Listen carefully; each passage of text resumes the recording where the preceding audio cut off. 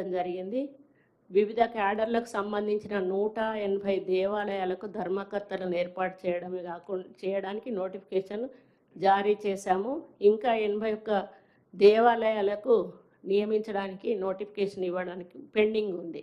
ప్రస్తుతం 8 దేవాలయాల్లో ఉన్న ఆన్లైన్ సేవలు మరియు ఇతర దేవాలయాల్లో కూడా మొత్తం విస్తరించడానికి మేము చర్యలు తీసుకుంటా ఉన్నాము. అదే పని మీద మా డిపార్ట్మెంట్ వాళ్ళు కూడా ఉన్నారు. ముఖ్యంగా ఆన్లైన్ పద్ధతి ద్వారా దేవాలయాలకు ద్వారా బడ్జెట్ ఆమోదించడం జరిగింది. వివిధ దేవాలయ ధూపదీప నైవేద్యం కూడా ఆన్లైన్ చేయడం జరుగుతుంది. ముఖ్యంగా అర్చక మరియు ఉద్యోగ సంక్షేమం నుండి నిధులు అర్హులైన లబ్ధిదారుల నుండి కూడా దరఖాస్తులు ఆన్లైన్ ద్వారానే స్వీకరించి వెబ్ పోర్టర్లను తయారు చేయడం జరుగుతూ ఉంది. దేవాలయ వివరాలు అంటే స్థిర చర ఆస్తులు, పండుగలు మరియు ఇతర వివరాలకు సంబంధించిన సెక్షన్ 43 రిజిస్ట్రేషన్ దేవాదాయ చట్టం 30/87ను కూడా ఆన్లైన్ చేయడానికి మేము చర్యలు తీసుకున్నాము. అదేవిధంగా టూరిజం వారి ద్వారా సమన్వయంగా దేవాలయ సర్క్యూట్స్ ఏర్పాటు చేసి మనం టెంపుల్ టూరిజాన్ని డెవలప్ చేయాలనేది మా యొక్క ముఖ్యమైన లక్ష్యము. అదేవిధంగా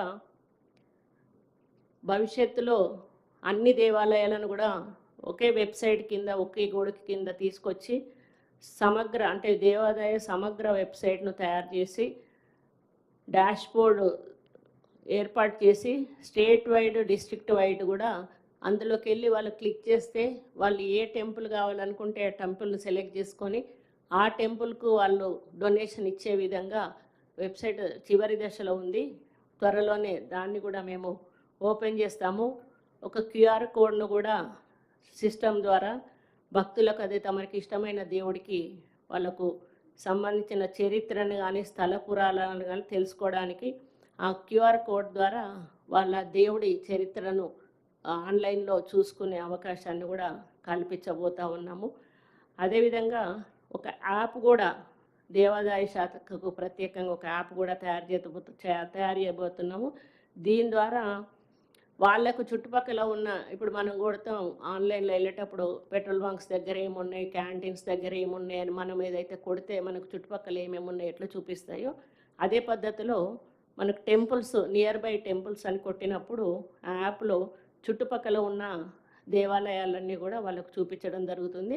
దీని ద్వారా వాళ్ళు దగ్గరలో ఉన్న దేవాలయాలకు వెళ్ళడం కానీ వాటి మహిమ కానీ స్థల చరిత్ర కానీ ఇవన్నీ కూడా ప్రజలు తెలుసుకునేదానికి అవకాశం ఉంటుంది. దాని ద్వారా టెంపుల్ టూరిజము అభివృద్ధి చెందుతుంది. ప్లస్ టెంపుల్ రెవెన్యూ కూడా పెరిగే అవకాశం ఉంటుంది. వాళ్ళు ఇంకొకటి ఏంటంటే ఈ యాప్లో ఎక్కడైనా గుళ్ళో ఒక చోట శుభ్రత లేకుండా ఉన్నట్టుంటే ఆ యాప్ ద్వారా వాళ్ళు అక్కడి నుంచే ఆ ఫోటో తీసి ఆన్లైన్లో పెట్టవచ్చు. పెట్టినప్పుడు అది పై ఆఫీసర్ వరకు కూడా వెళ్తుంది. వెళ్ళినప్పుడు ఆ చెత్తను మళ్ళీ క్లీన్ చేసి మళ్ళీ వాళ్ళు అప్లోడ్ చేయాల్సిన అవసరం ఉంటుంది. లేనిచో వాళ్ళు చేయకపోతే అది పై అధికారులకు తెలిసినప్పుడు వాళ్ళ మీద చర్యలు తీసుకునే అవకాశం ఉంటుంది. కాబట్టి అప్పుడు వాళ్ళు కొంచెం జాగ్రత్తగా ఉంచి గుడి ఆవరణలో శుభ్రత మెయింటైన్ చేసేటువంటి అవకాశం కూడా ఉంటుంది.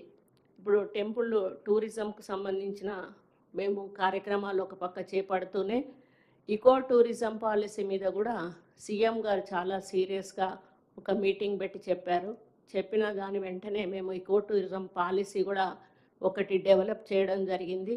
దాని మీద చాలా డిస్కషన్స్ వివిధ ఎక్స్పర్ట్స్ తోటి తీసుకున్న తర్వాత అది ఏ విధంగా ముందుకు పోవాలి అని చెప్పి ఆలోచించినప్పుడు ఎక్కడ ఈకో టూరిజం డెవలప్ చేసినా కూడా అడవిని కానీ అడవిలో ఉన్నటువంటి జంతువులను కానీ అడవి చుట్టుపక్కల ఉండేటువంటి మరి అంటే తెగలు ఉంటారు, వాళ్ళు గిరిజనులు ఉంటారు, రకరకాల తెగ జాతులు ఉంటారు, వాళ్ళ మనుగడకు కూడా ముప్పు జరగకుండా అక్కడ మనం ఈకో టూరిజంని డెవలప్ చేసి ఒక ఆహ్లాదకరమైన వాతావరణంలో ప్రజలు వచ్చి వాళ్ళకు హాలిడే స్పెండ్ చేసుకొని వెళ్ళే విధంగా అక్కడ అన్ని సౌకర్యాలు కూడా ఏర్పాటు చేసి అక్కడి వాళ్ళకే పని కల్పించే విధంగా బయట వాళ్ళని ఎవరిని ఎంటర్టైన్ చేయకుండా అక్కడ వాళ్ళకు ఉన్నటువంటి వాళ్ళ కుల వృత్తులు ఉంటాయి, లేకపోతే వాళ్ళకు కొన్ని స్పెషలైజేషన్స్ ఉంటాయి. కొంతమంది కొన్ని కొన్ని కుట్లు ఉంటాయి, అల్లికలు ఉంటాయి, కొన్ని బుట్టలు తయారు చేస్తారు. అట్లా ఆ విధంగా ఉన్నటువంటి తెగలు అక్కడ ఉంటాయి. వాళ్ళనే మనము అక్కడే ఎంకరేజ్ చేసి వాళ్ళతోటే ఈకో టూరిజం ఎక్కడైతే మనం స్పాట్ను గుర్తిస్తామో అక్కడ వాళ్ళ ద్వారా షాపింగ్ కాంప్లెక్స్ పెట్టి వాళ్లకు జీవనోపాధి కల్పించే విధంగా అక్కడ గైడ్స్ కానీ ఇంకెవరైనా పనులు అవసరం ఉన్నా కూడా అక్కడ వాళ్ళ కుటుంబాలకు సంబంధించిన వాళ్ళనే మేము సెలెక్ట్ చేసి అక్కడ వాళ్ళను అపాయింట్ చేయాలనేది.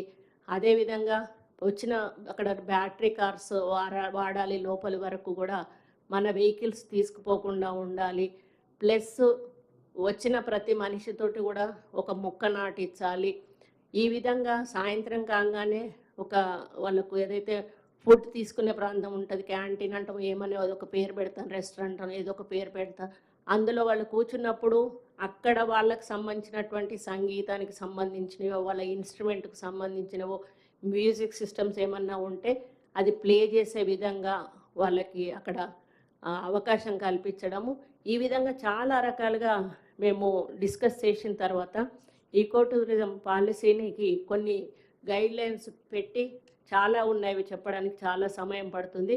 కాబట్టి అదంతా ఫైనల్ చేసి మేము సీఎం గారిని నోటీస్కు కూడా పంపించి జీవో తీసి పంపించడం జరిగింది. వీలైనంత త్వరలో మనకు ఏవైతే